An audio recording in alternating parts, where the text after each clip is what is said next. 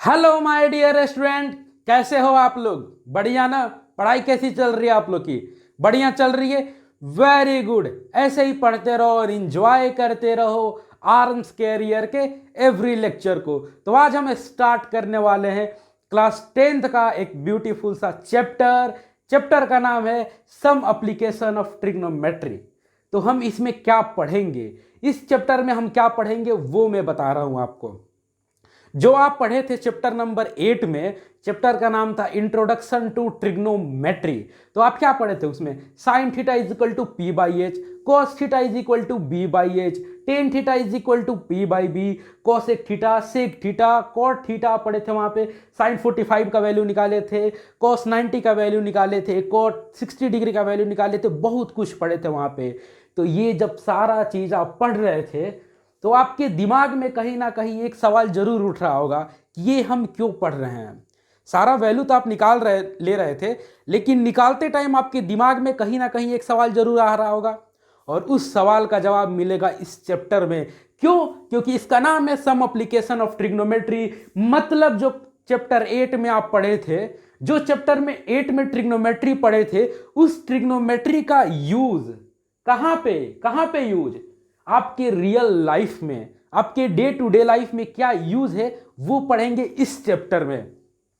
तो भाई क्या यूज है ट्रिग्नोमेट्री का?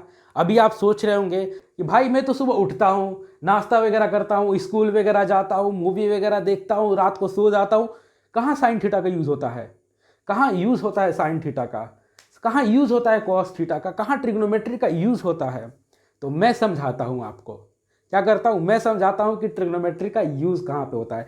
आप एक एग्जाम्पल लीजिए। क्या करिए? एक एग्जाम्पल लीजिए, एक चीज सपोज करिए कि आप जा रहे हैं शाम को एक गली से। कौन से गली से? उसी गली से जिस गली से आप रोज शाम को निकलते हॉर्न बजाते हुए जाते हो। आप इस सोच में कि कहीं ना कहीं वो इंसान दिख जाएगा, बालकनी में आएगा और मैं उसे देख लूंगा, तो आप डेली क्या करते हो? हॉर्न बजाते हुए उस गली से गुजरते हो।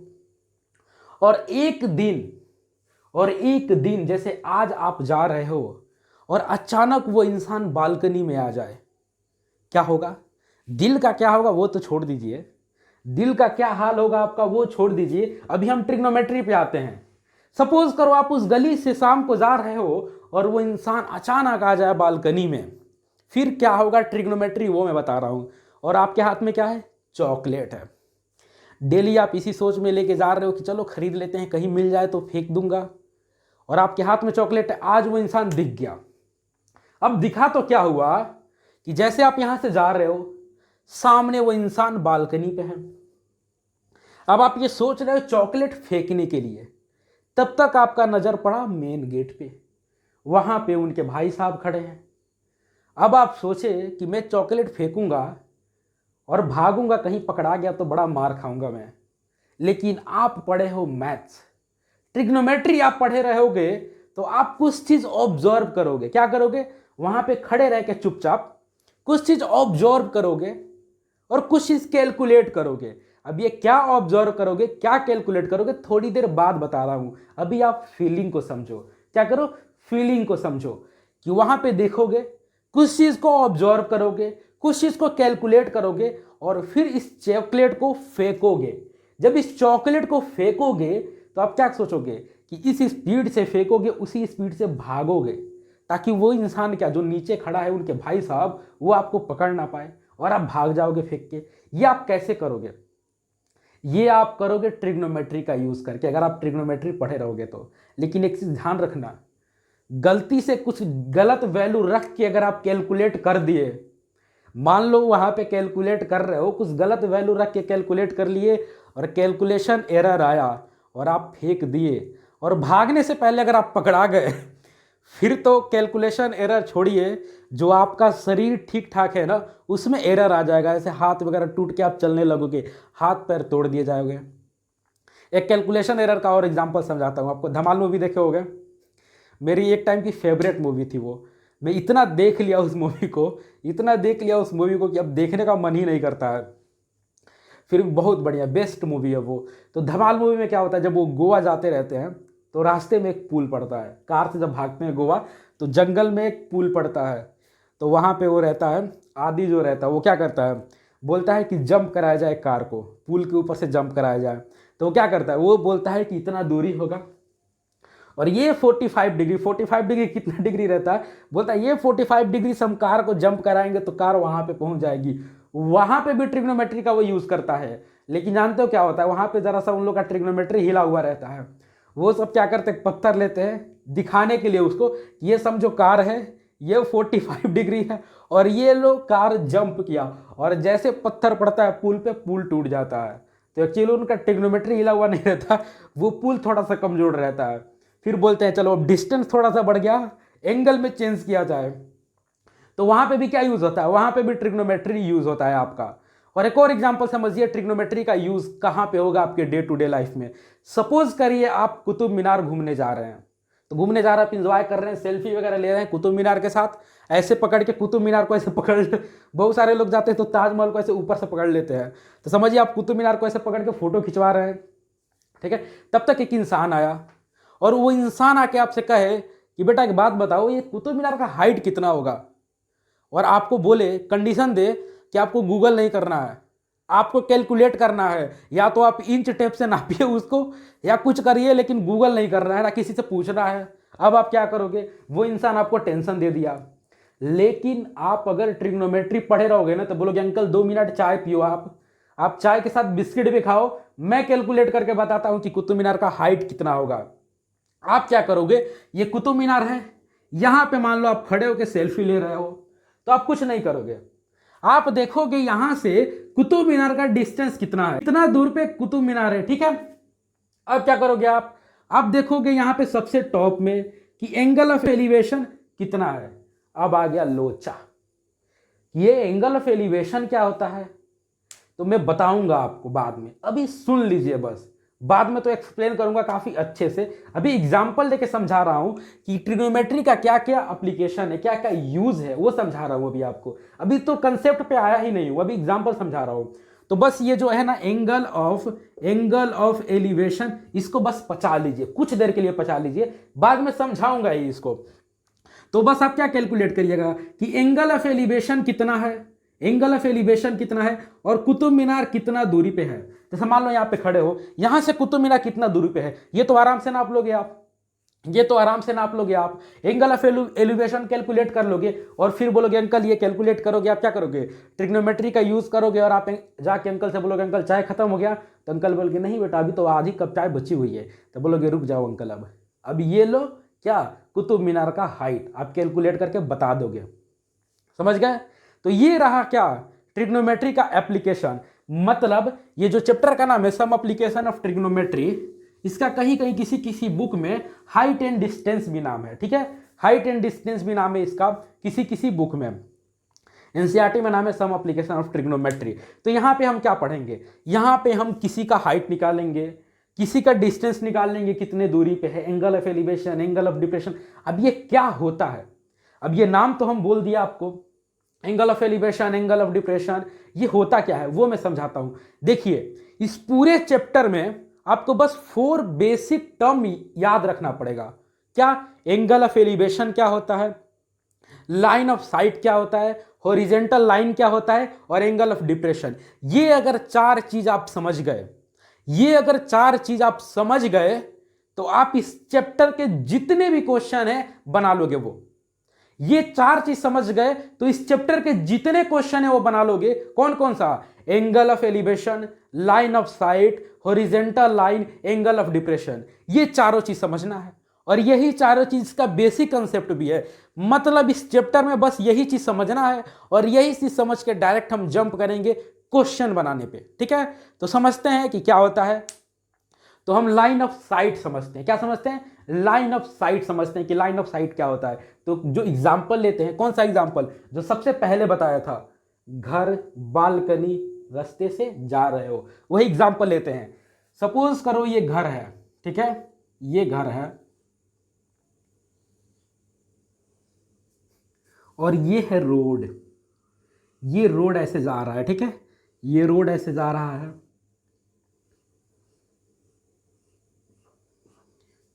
मैं हैवी डिजाइनर हूं, क्या हूं, हैवी डिजाइनर हूं, काफ़ी अच्छा से मैं डायग्राम बनाता हूँ। तो ये हो गया घर, ये हो गया सबसे टॉप फ्लोर, ये ground floor, first floor, second floor. तो बताओ कहाँ पे रखे उनको? हम रख देते हैं यहाँ पे सबसे टॉप फ्लोर पे, ठीक है। टॉप फ्लोर पे समझो वो इंसान खड़ा है, ठीक है। इसी को देखने के लिए आप जा रहे हो। देखो आंख देखो कैसा बन गया। ये है कौन है?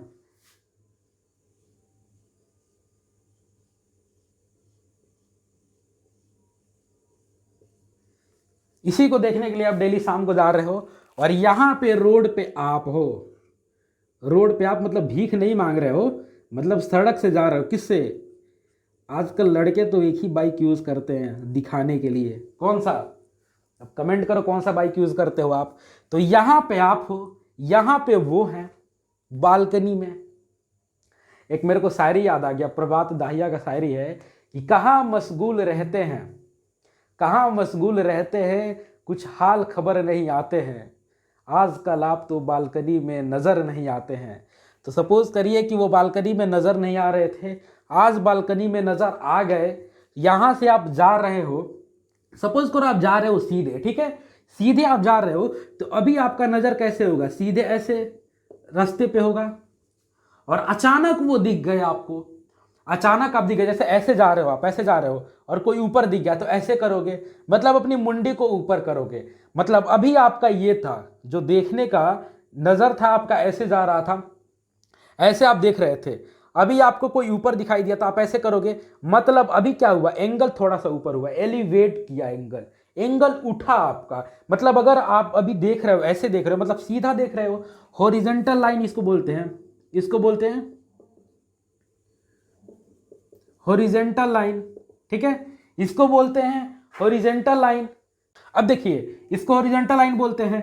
अब देखिए लाइन या लेवल कुछ भी बोलिए। अब देखिए यहां पे अभी देख रहे हो आप, और अभी आपका नजर ऊपर देखना हो तो अभी ऐसे देख रहे हो। अभी ऊपर देखना है तो नजर ऊपर उठाओगे, मुंडी ऐसे ऊपर करोगे, मुंडी ऊपर करोगे तो थोड़ा सा ऊपर क्या होगा? लाइन अब ऐसे चला गया। अब लाइन जो है ऐसे चला गया इनके नजर पे। तुम्हारी नजर से मेरी नजर मिली, कुछ कमाल हो गया। क्या हुआ? तुम्हारी नजर से मेरी नजर मिली, कुछ कमाल हो गया। तो यहां पे ये कमाल हुआ। तो इनके नजर से जब इनका नजर मिला, मतलब अभी ऐसे देख रहे थे, अभी ये जनाब ऐसे देखने लगे, नजर से नजर मिलाने लगे। तो ये जो नजर से नजर मिला रहे हैं, तो देखिए एक्चुअली हो कुछ नहीं रहा, ये लाइन नहीं जा रहा है। ऐसा थोड़ी है कि आपके आंखों में फोक्स लगा हुआ है, आप ऐसे देखोगे तो एक लाइन चला जाएगा, ऐसा कुछ नहीं है। ये जो लाइन है वो क्या है? इमेजिनरी लाइन है, इमेजिनरी लाइन है ये। मतलब ऐसा थोड़ी है कि ऐसे देखोगे, किसी भी इंसान को ऐसे सामने से देखते हो तो ऐसे थोड़ी है कि फोक्स चला जाता है उस पर। सपोज करते हो ना कि एक लाइन उसकी आंखों से मेरे आंखों में एक लाइन आके टकरा रही है, होता है ना। तो आई कांटेक्ट बना इनका, मतलब एक ये जो है इनका यहां से लेके यहां तक ये जो लाइन होता है ये क्या होता है? Line of site. इसको बोलते हैं लाइन ऑफ साइट। मतलब अभी आप ऐसे देख रहे थे, अभी आप किसी चीज को देखोगे तो उस जो ऑब्जेक्ट को देखोगे, देखो ये अभी क्या हो रहा है? ये ऑब्जर्व कर रहे हैं, तो ये हो गए ऑब्जर्वर, और ये क्या हो गए? ये हो गए ऑब्जेक्ट, ऑब्जेक्ट, ये हो गए ऑब्जेक्ट। मतलब आप किसी चीज को ऑब्जर्व कर रहे हो तो ऑब्जर्वर हो गए, और किसी चीज को देख रहे हो, ऑब्जर्व कर रहे हो, तो वो चीज हो गया ऑब्जेक्ट। तो जब आप किसी चीज को ऐसे देखते हो तो ऑब्जेक्ट और आपके बीच में एक लाइन बनता है, एक कनेक्शन बनता है। जैसे इनके और इनके बीच में कनेक्शन बना, और उस कनेक्शन को क्या बोलते हैं? Line of site. क्या बोलते हैं? Line of site. वो लाइन जो इनकी आंखों से और इनकी आंखों के बीच में इमेजिनरी बन रहा है, इमेजिनरी बन रहा है लाइन, वही लाइन होता है लाइन ऑफ साइट। अब देखिए ये अभी नीचे देखते जा रहे थे, तो इनका क्या है? अभी ये हॉरिजेंटल लेवल है, अर्थ के पैरेलल है, ये अर्थ के पैरेलल एक हॉरिजेंटल लेवल है। मतलब अभी इनका नजर ऐसे है, तो ये अर्थ के पैरेलल है, हॉरिजेंटल है। ये ऊपर देखे, मतलब यहां से यहां कुछ एंगल एलिवेट किया, एंगल उठा, एलिवेट किया। एलिवेटर जानते हो ना, जिससे ऊपर जाते हो आप। अब कुछ लोग बोलेंगे सर एलिवेटर से नीचे भी आते हैं हम, वो नहीं। मान लो कि जैसे आप ऐसे हो और एलिवेट किया, एलिवेट मतलब होता है उठान, ऊपर। तो ऐसे देखो ये उठ रहा है, अभी ऐसे है, ऐसे एंगल उठ रहा है ना, एलिवेट कर रहा है ये। तो जब ये एंगल एलिवेट कर रहा है तो इसको बोलते हैं एंगल ऑफ एलिवेशन। क्या बोलते हैं? Angle of elevation. मतलब अर्थ के पैरेलल ये जो आपका आंख है ना, इसके आई के एक सीधे स्ट्रेट लाइन में एक हॉरिजॉन्टल लेवल है। मतलब आप अभी अभी सीधे देख रहे हो, ऐसे सीधे देख रहे हो। अभी आप किसी चीज को ऊपर देखे तो अभी जो सीधे देख रहे थे और ऐसे ऊपर देखे, सीधे देख रहे थे और अभी ऊपर देखने लगे, ऐसे किए तो ऊपर जब देखे तो उसके बीच में कुछ एंगल बना। जैसे यहाँ पे ये अभी सीधा देख रहे थे तो ये हुआ हॉरिजॉन्टल लाइन। अभी ये ऊपर देखने लगे इनको, तो जब ऊपर देखे ये तो ये क्या हुआ? एंगल एलिवेट किया, एंगल उठा और यहाँ पे कुछ एंगल बना। तो इसी एंगल को बोलते हैं एंगल ऑफ एलिवेशन। और इसको बोलते हैं, ये नज़र से इनके नज़र पे जो कनेक्शन होता है, जो लाइन इमेजिनरी लाइन होता है, उस लाइन को बोलते हैं लाइन ऑफ साइट। तो ये तीन चीज समझ गए, ये तीन चीज समझ गए। समझिए एक और देखिए, एक और चीज समझिए। यहाँ पे एक और एग्जांपल लेते हैं। ये दिख रहा है आप लोगों को? जरा मैं एक बार चेक कर लूं कहाँ तक आ रहा है वो। देखिए यहाँ पे ये मान लीजिए कुतुब मीनार है, ठीक है?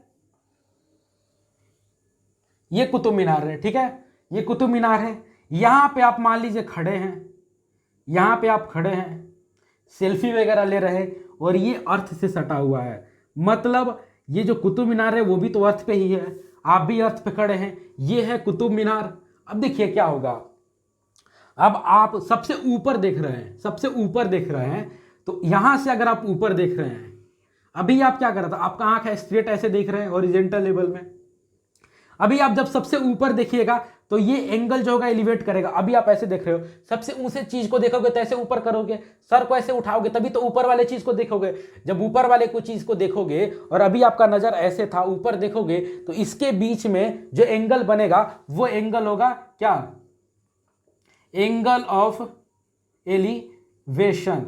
मतलब आपके हॉरिजॉन्टल लेवल सब देखिए, सबसे टॉप पे ही नहीं, मान लीजिए आप यहां पे देख रहे हैं, अभी आप यहां पे देख रहे हैं, अभी आप यहां पे देखिएगा तो यहां पे जाएगा तो ये अभी आपका हॉरिजॉन्टल लेवल, ये आपका टॉप पे आप देख रहे हो तो ये एंगल भी एंगल ऑफ एलिवेशन होगा, ये एंगल भी एंगल ऑफ एलिवेशन होगा। मतलब हॉरिजॉन्टल लेवल से आप थोड़ा सा भी ऊपर देखिएगा तो उसके बीच में क्या होगा? एंगल ऑफ एलिवेशन बनेगा।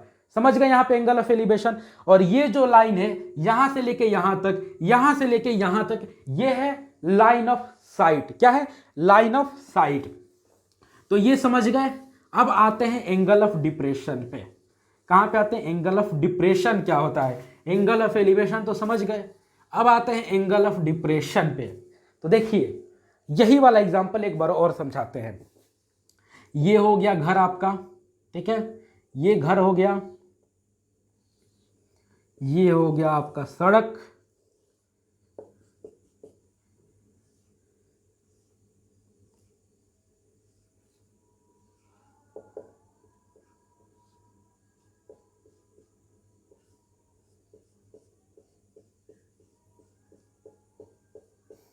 ठीक है? अब देखो ये यहां पे है और आप यहां से जा रहे हो, ठीक है? कहीं ऐसा भी तो हो सकता है कि ये आपका इंतजार कर रही है, ये आप हो, क्या हो? आप हो। आप थोड़ा सा ऐसे बाल ऐसे बनाए हुए हो, हीरो बने हुए हो आप, ठीक है?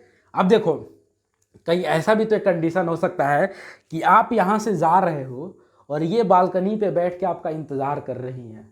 उनके तरफ से भी तो प्यार हो सकता है, ये दो तरफा प्यार है भाई, ये इनका इंतजार कर रहे हैं, ये इनका इंतजार कर रही हैं। तो हो सकता है कि ये यहाँ पे बैठ के बालकनी में आपका इंतजार कर रही हैं और आप यहाँ से जा रहे हो, अचानक आपको दिखी। तो देखिए अभी आपका इनका नज़र कहाँ पे है? अभी ये तो ऊपर है भाई, ये टॉप फ्लोर पे खड़ी है, तो इनका जो हॉरिजॉन्टल लेवल होगा आँख का, ये तो ऊपर ही देखेंगी, नीचे तो देखेंगी नहीं। तो अभी उनका हॉरिजॉन्टल लेवल ये हुआ, ठीक है? ये हुआ हॉरिजॉन्टल लेवल इनका आँख से। अब देखिए, देखिए ये आँख में घुसा दिया मैं, ये तो बड़ा गलत हुआ भाई। ये रहा इनका आँख। अभी आप अचानक सड़क पे आए और ये आपको देखी, अचानक सड़क पे आप आए, ये आपको देखी तो ये नीचे देखने लगी। पहले ये क्या कर रही थी? छत पे देख रही थी यहाँ पे। अभी आप नीचे आए तो नीचे ये देखने लगी, नीचे आपको देखने लगी, आपकी आंखों में आंखें मिला के। तो इनका नज़र क्या हुआ? ये छत पे थी तो ऊपर देख रही थी, आप नीचे थे तो नजर झुकाई तो एंगल भी तो नीचे हुआ। अभी देखिए हॉरिजॉन्टल लेवल यहां पे है, एंगल ये झुकाई, नजर नीचे झुकाई तो एंगल झुका, तो यहां पे जो एंगल बना ये होता है एंगल ऑफ डिप्रेशन। क्या होता है? Angle of depression. कौन सा होता है? जो एंगल नीचे, गिराव वाला एंगल। डिप्रेशन मतलब गिराव, मतलब ऐसे है, अभी ऐसे देख रही है छत पे और अभी नजर इनका नीचे हुआ, किसी नीचे जा रहे हैं, किसी इनको देख रही है। कौन है ये? पता करो आप ही हो ये।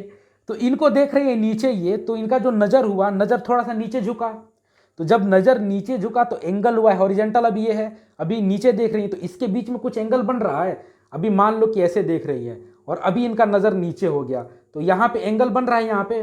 तो ये वाला जो एंगल होता है नीचे, गिराव वाला एंगल जो होता है, जो नीचे देखा जाता है, उसके बीच में जो एंगल बनता है हॉरिजॉन्टल लाइन, और ये जो लाइन ऑफ साइट है यहाँ पे, इसके बीच में जो एंगल बनेगा वो एंगल होगा एंगल ऑफ डिप्रेशन। तो देखिए इसमें कंफ्यूज नहीं होइएगा आप कि एंगल ऑफ एलिवेशन कौन सा होता है, एंगल ऑफ डिप्रेशन कौन सा होता है, लाइन ऑफ साइट क्या होता है, हॉरिजॉन्टल लेवल क्या होता है। एक बार फिर से मैं समझा देता हूं आपको। देखिए मतलब आप यहां पे खड़े हैं, ठीक है, आप यहां पे खड़े हैं, मान लीजिए आप यहां पे खड़े हैं और आप किसी ऊपर वाले चीज को देख रहे हैं, किसी ऊपर लगे, मान लो मेरे सामने पंखा है, वो तुम लोग को दिखाई नहीं देगा, मुझे दिखाई दे रहा है, तो मैं यहां पे खड़ा हूं, छत पे पंखा लगा हुआ है, तो मैं पंखे को देखूंगा, तो अभी मेरा हॉरिजॉन्टल लेवल ये है। क्या है? हॉरिजॉन्टल लेवल एकदम मेरे सामने कैमरा है, तो मैं कैमरे को देख रहा हूं, हॉरिजॉन्टल लेवल अभी ये है, आंख के एकदम स्ट्रेट लाइन। अभी मैं फैन को देखूंगा तो नजर ऊपर करूंगा, तो स्ट्रेट लाइन और जो नजर ऊपर किया इसके बीच में कुछ एंगल बनेगा, ये होगा एंगल ऑफ एलिवेशन। मतलब अगर आप नीचे हो, किसी ऊपर वाले चीज को देखोगे तो हॉरिजॉन्टल लेवल और ऊपर वाले जो चीज को देखोगे उसके बीच में बनेगा एंगल ऑफ एलिवेशन।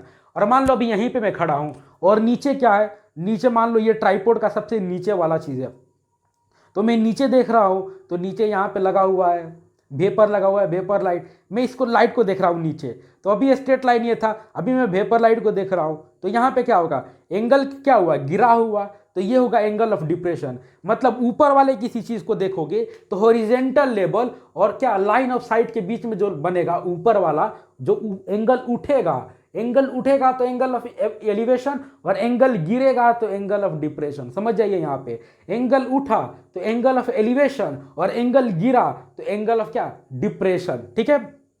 और लाइन ऑफ साइट क्या होता है कि ऑब्जर्वर और ऑब्जेक्ट के बीच में एक इमेजिनरी लाइन होता है। किसके बीच में? ऑब्जर्वर और ऑब्जेक्ट के बीच में एक इमेजिनरी लाइन होता है, उस लाइन को बोलते हैं लाइन ऑफ साइट।